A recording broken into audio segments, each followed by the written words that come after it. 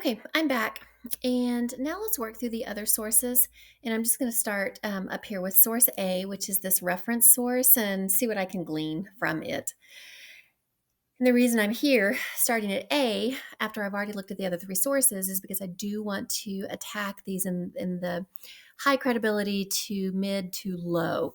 The American Heritage Dictionary has 11 separate definitions of the term canon, the most relevant of which is an authoritative list as of the works of an author and a basis for judgment standard criterion. To enter the canon, or more properly, to be entered into the canon, is to gain certain obvious privileges. The gatekeepers of the fortress of high culture include influential critics, museum directors and their board of trustees, and far more lowly scholars and teachers. Wow, gotta love lowly at the start of that. Indeed, a chief enforcer of the canon appears in middlebrow anthologies. A chief enforcer would be the people who perpetuate the same passages and short stories and excerpts over and over and over. And folks, it's going to perpetuate that if they are in anthologies, because typically schools purchase anthologies as a collection, and those have been around for a long time because technology has only recently been accessible to kids, maybe in the last 5 years via Chromebooks. A chief enforcer of the canon appears in middlebrow anthologies, those hangers on of high culture that in the Victorian period took the form of pop anthologies like Golden Treasury, and today that of major college anthologies in America. This sentence is a little bit sarcastic. Those hangers on of high culture, he's actually mocking the people who still use Golden Treasury, which is a elementary school anthology. To appear in the Norton or Oxford anthology is to have achieved. So if I were an author, folks, a published author, my goal would be to get one of my works published into the Norton or Oxford anthology, because these two obviously are nationally mass produced. And so I'm going to get royalties on all of those. And if they are using me, then I am a great author. So that's what they're saying here. To appear in one of these is to have achieved, not exactly greatness, but what is more important, status and accessibility to a reading public, all the kids across the nation that are in public schools. And that is why, of course, it matters that so few women writers have managed to gain entrance. So this is a statement about who controls the canon and the anthologies. And here it makes a quick reference to women and how they've not been represented well. So this is source A, and let me pull up this. You know what? I'm going to add a culturally sensitive, culturally and gender sensitive and appreciative, and I'm going to put source A, and I'm going to state that women have not been represented to same level as men in publishers' anthologies. Now, if I want to say this is bad, I need to put that in parentheses because, well, actually, this source says it's bad too. I could put sadly or wrongly, and that way I'd still be interpreting the source correctly because the source does reference that. But I also want to put over here canon control. Who decides reading passages? And that doesn't go, I mean, it could be under here under teacher freedom, but here, if the teachers don't have that freedom, it becomes like this governing board. So I'm going to put A. I'm going to put that it questions. This source questions. That's its purpose. It questions who is in charge. It cautions against perpetuating status and cautions against the perpetuation of status and against maybe narrow-mindedness of choosers. Is there any quote that I think is absolutely well worded that I want to pull?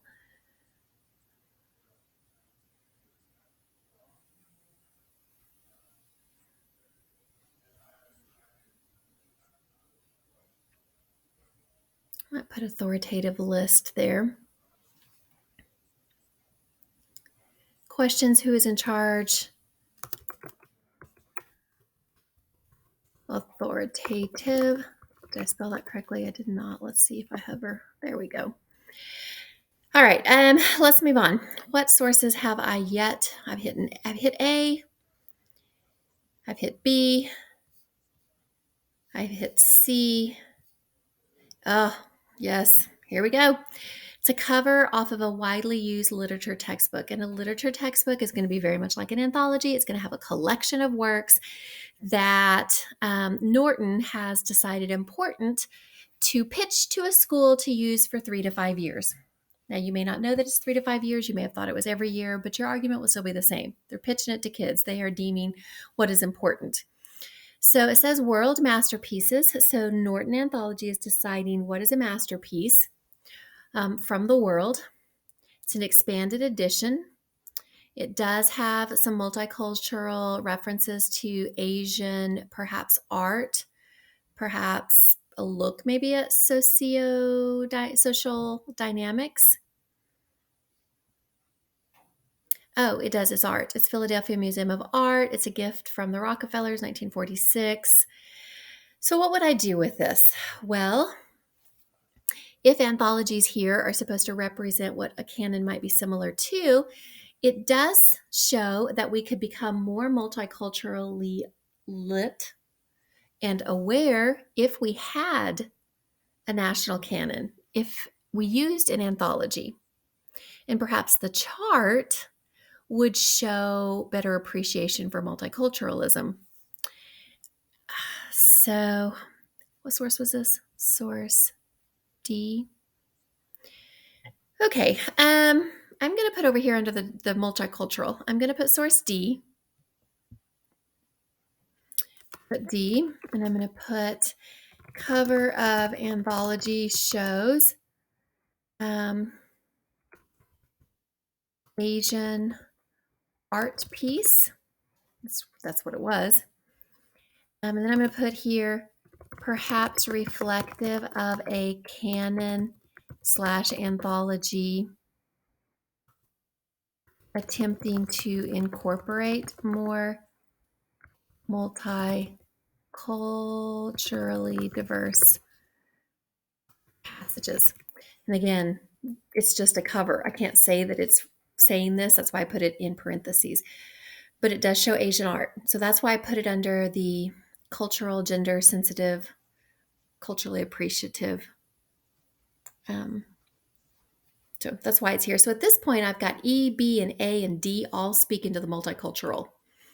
So I already, if I were going to talk about the need for a national canon, because it would require all public schools to engage in multicultural passages, I have 4 sources that I can reference in that paragraph. Pretty sweet. All right, let's see if I have any other source, source that I want to talk about. What's source E? Oh yeah, that's at .org. Here we go.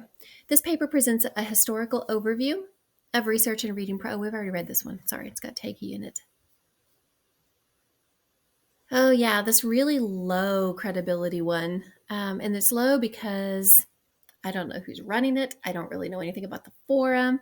It's a discussion, so I don't know who's speaking, and I won't until I get into it. So here we go. What happens when text moves from page to screen? First, the digital text becomes unfixed and interactive. Unfixed. Okay, so yeah, on the internet, there are hyperlinks. You could have videos. You could all sorts of music connections. The reader can change it, become writer. The center of Western culture since the Renaissance, really since the great Alexandrian editors of Homer, the fixed authoritative canonical text simply explodes into the ether. All right, so this is from Lanham, the electronic word. And again, I don't know who he is. I don't know what the electronic word is, but apparently on page 31, it talks about online learning is more interactive. And I would agree with that. In the world of electronic writing, there will be no text that everyone must read. Why? There will only be texts that more or fewer readers choose to examine more or less detail. The idea of the great inescapable book belongs to the age of print that is now passing. Um, okay, I guess Romeo and Juliet will no longer be the inescapable play because there's access to so much more. I guess that's what Bolter from Writing Space is saying. The idea of a relatively stable literary canon made sense in a culture dominated by printed books. The canon was also appropriate to a centralized educational system. I don't know when we've ever had a centralized educational system. We're pretty much run by the state, not by federal. So I guess centralized could be state bound, like Common Core, in which everyone studied the same subjects and the same texts in order to be introduced into the standards of cultural life. But the notion of a standard has now collapsed, and the collapse is mirrored in the shift from the printed to the electronic writing space, in which a stable canon of works and authorless is meaningless. Okay, so what do I do here? I do not know who Lanham, Bolter, and Bolter's twice. Don't know who they are. I agree that text can become more interactive. And he says that a standard has now collapsed. I don't really know why, though. Okay, so what am I going to do with this? This is source F. Let's see. I'm just going to put online versus print, question mark, and put, I don't know, F has Bolter or speaker, dang it, speaker Bolter arguing that, forget exactly what he said. Standard has now collapsed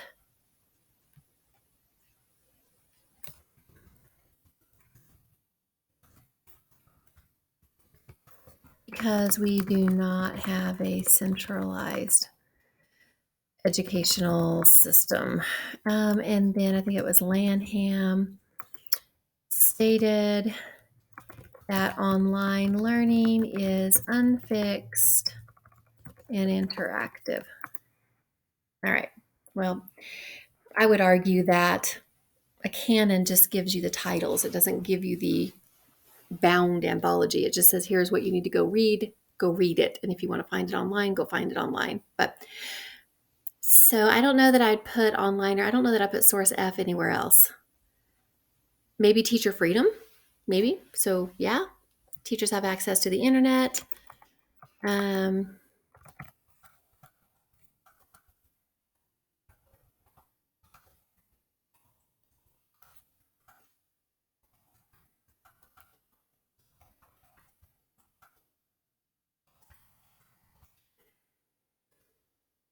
Teachers have access to the internet, thus access to interactive reading passages.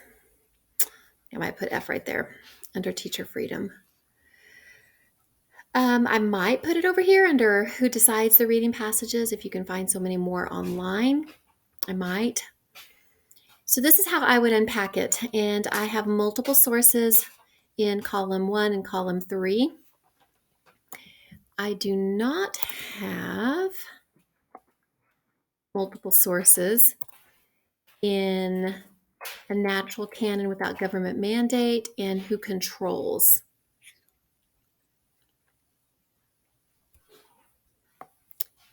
Nor do I have multiple in this last one. And that's okay. At least I have 2 considerations with multiple sources speaking to it. And for B, I've got B in first column and in the second column and in the third column. I've got A in the fourth, where's my cursor? Fourth column and in the third column. I've got F in the first column and F over here. So I'm showing a synthesis of ideas. All right, I'm going to stop and upload this.